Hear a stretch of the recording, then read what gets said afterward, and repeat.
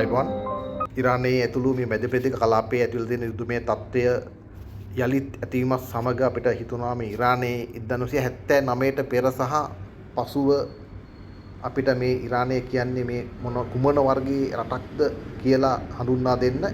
විශේෂයෙන්ම 1979ට කලින් ඉරානය කියන්නේ අද තියෙනවා වගේ රටක් නෙමේ. මේක අපි අතර වාර්තාවකින් උපුටා ගන්නවා. මේ ගැන වෙනස් කතාවක් තමයි මේ සඳහන් කරන්නේ. ඉරානය එදා නම සහ ඉතිහාසයේ හැඳින්වුවේ පර්සියාව කියලා. අද මේක ඉරානය වුණාට 1935 වසර වන තුරුම බටහිර ලෝකයේ මේ රට හැඳින්වුවේ පර්සියාව කියලා තමයි. පර්සියානු අධිරාජ්‍යය කියන්නේ ලෝක ඉතිහාසයේ බිහි වුණු බලවත්ම සහ දියුණුතම ශිෂ්ටාචාරයක්. වගේම සයිරස් කියලා රජු කෙනෙක් වැනි පාලකයෙක් මානව හිමිකම් පවා ලොවට හඳුන්වා දුන් ඉතිහාසයක් මේ ඉරානය කියන රටට තිබුණා.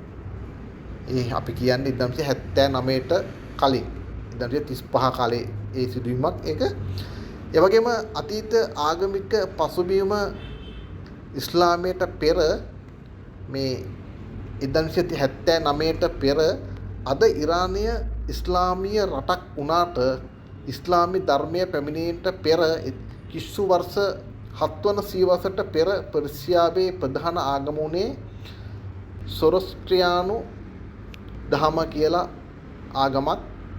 මේ ලොව පැරණිතම ආගමක් කියලා තමයි හඳුන්වන්නේ. ඔවුන් ගින්දර පූජනීය ලෙස සැලකූ අතර අවුරා මස්දා දෙවියන් අදහනු ලැබුවා.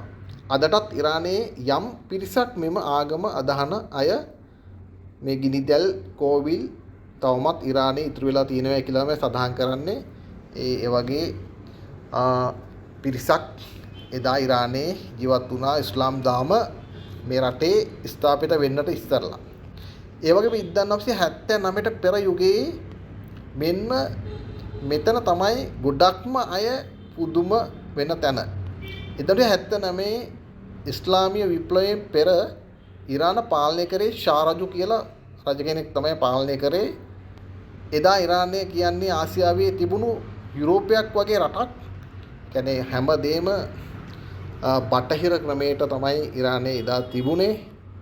එදා ඒ තත්ත්වය අද තිබුණා නම් මෙවැනි යුද්ධමය තත්ත්වයක් ඇති වෙයිද කියලා අපිට අනුමාන කරන්න බැරි තත්ත්වයක් තමයි මේ අධික ආගමික මේ නැඹුරුව තමයි සමාජයට මේවට වෙනස් වෙන්න චින්තනය වෙනස් වෙන්න බලපාන්නේ ඇත්තේ අපි අනුමාන කරනවා. ඒ වගේම ජීවන රටාව තරුණ බටහිර පන්නේ ඇඳුම් පැළඳුම් තමයි එදා ඇඳේ.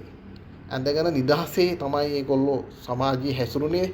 අද නැතුවට සංගීතය සහ කලාව රාත්‍රී සමාජශාලා නයිට් ක්ලබ් සිනමා හල් සහ බටහිර සංගීතයේත රට පුරා ප්‍රචලිත වෙලා තිබුණා එකල.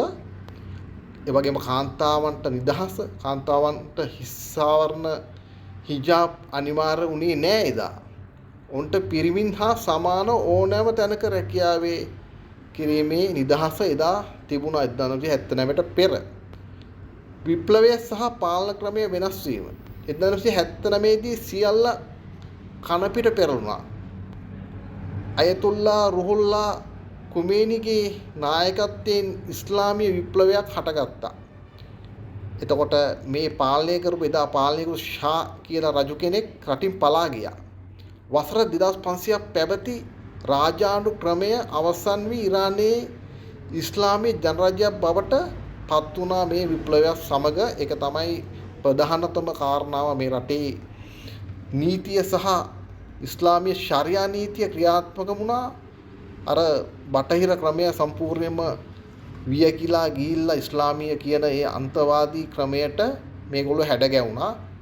යුද්ධය කියන අරුණලු ඒ සමග මතුණා කියලා අපි විශ්වාස කරනවා. විශේෂයෙන්ම වර්තමාන තත්ත්වය සහ වෙනස්කම් අද ඉරානයේ එදාට වඩා හාත්පසින්ම වෙනස් වූ රටක් තමයි වෙලා තියෙන්නේ අද. ආගමික නීති කාන්තාවන්ට ප්‍රසිද්ධ ස්ථාවන හිස්තාවරණ හිජාබ් පැළඳීම නීතියෙන්ම අනිවාර්ය කරපු රටක් තමයි අද.